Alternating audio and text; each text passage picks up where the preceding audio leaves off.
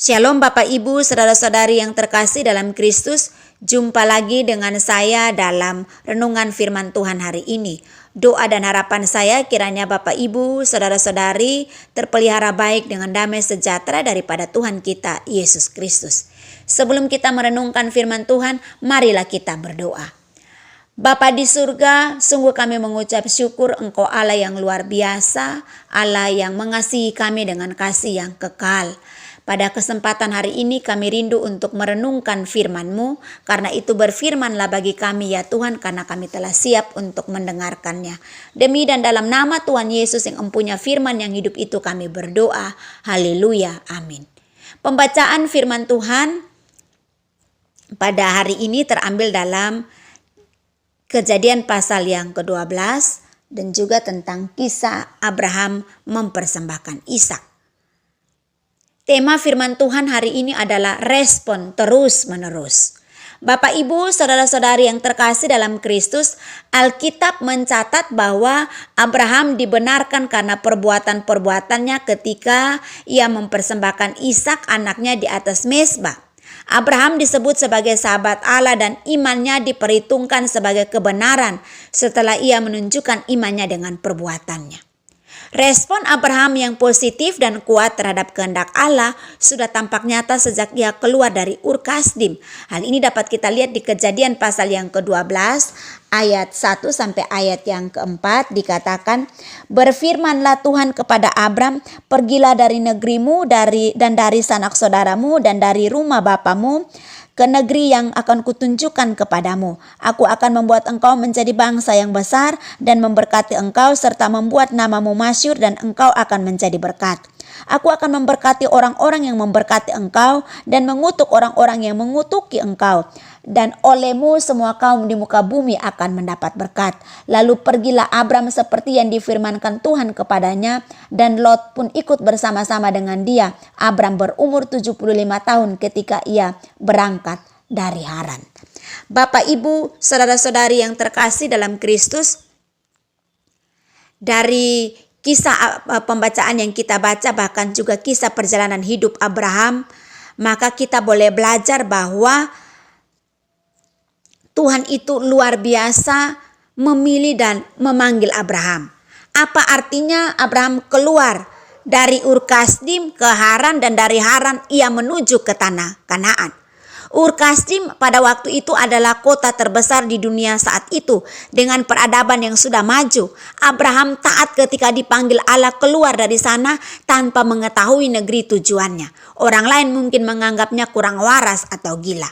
Bapak Ibu, saudara-saudari yang terkasih dalam Kristus, kemudian Allah berjanji akan membuat keturunan Abraham menjadi bangsa yang besar.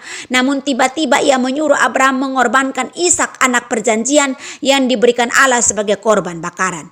Bagaimana mungkin ia bisa menjadi bangsa yang besar kalau anaknya harus dikorbankan? Tetapi sekali lagi Abraham taat. Bapak Ibu, saudara-saudari yang terkasih dalam Kristus, tampak nyata responnya yang benar terhadap Tuhan dihadapkan dengan pilihan antara janji dan perintah. Abraham memilih taat kepada perintah. Kalau Abraham menolak meninggalkan Ur Kasdim dan Haran, ia tidak pernah menjadi nenek moyang umat pilihan Allah dan dinyatakan sebagai bapa orang percaya. Dan respon Abraham bukan hanya satu tindakan dalam satu kali peristiwa saja, melainkan merupakan tindakan yang terus-menerus. Melalui rentetan pergumulannya, Abraham disempurnakan oleh Allah.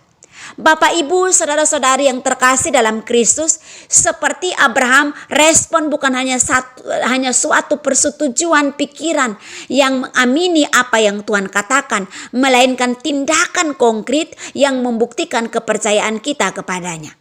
Allah tidak memaksa Abraham untuk melakukan kehendaknya, tetapi Abraham memang memilih untuk taat. Itulah sebabnya ia disebut sebagai sahabat Allah. Ia bukan sahabat paksaan tanda kutip atau sahabat imitasi tanda kutip. Karena tekanan, sahabat sejati dikatakan sahabat sejati sebab dengan rela ia mau menjadi sahabat Tuhan berapapun harga yang harus dibayarnya. Respon Abraham inilah yang disebut iman. Iman harus dinyatakan dalam tindakan konkret. Yakobus menegaskan, bukankah Abraham bapa kita dibenarkan karena perbuatan-perbuatannya ketika ia mempersembahkan Ishak anaknya di atas mezbah? Kamu lihat bahwa iman bekerja sama dengan perbuatan-perbuatan, dan oleh perbuatan-perbuatan itu iman menjadi sempurna. Hal ini dapat kita lihat dalam Yakobus pasal yang kedua ayat 21 sampai ayat yang ke-22. Bapak Ibu, saudara-saudari yang terkasih dalam Kristus, iman disempurnakan melalui tindakan perbuatan nyata selama bertahun-tahun sampai menjadi iman yang murni. Berarti tanpa tindakan sesungguhnya tidak ada respon.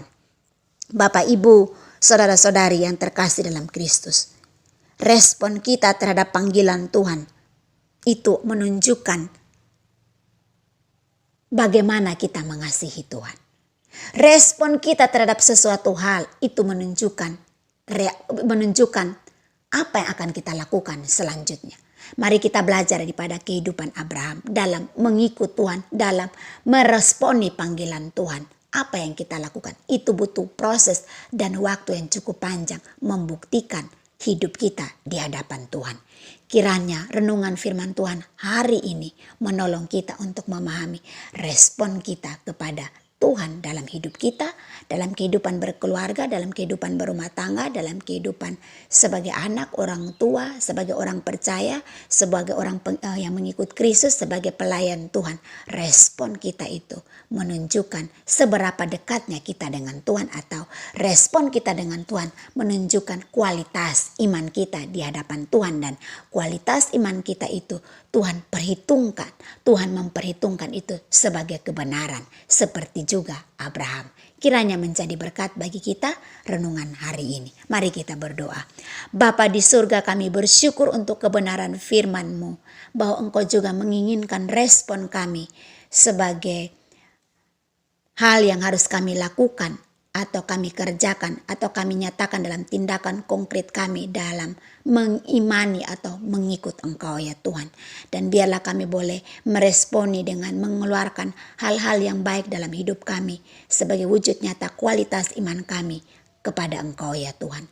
Terima kasih ya Bapa. Roh Kudus tuntun dan mampukanlah kami agar kami mampu meresponi panggilan-Mu, meresponi apa yang sudah Tuhan lakukan dalam hidup kami dengan melakukannya dalam tindakan konkret kami sehari-hari.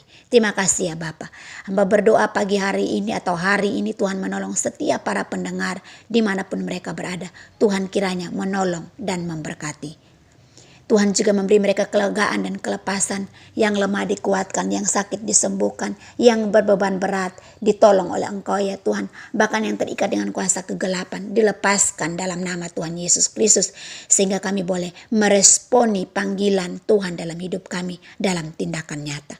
Terima kasih ya Bapa, kami sungguh mengucap syukur. Berkati kami di sepanjang hari ini dan sisa hidup kami selanjutnya. Demi Kristus Yesus kami berdoa. Haleluya. Amin. Bapak Ibu, saudara-saudari yang terkasih dalam Kristus, demikianlah renungan singkat kita hari ini. Doa saya kiranya Tuhan memberkati Bapak Ibu, saudara-saudari yang mendengar renungan ini. Sampai ketemu lagi dalam renungan selanjutnya. Tuhan memberkati kita. Amin.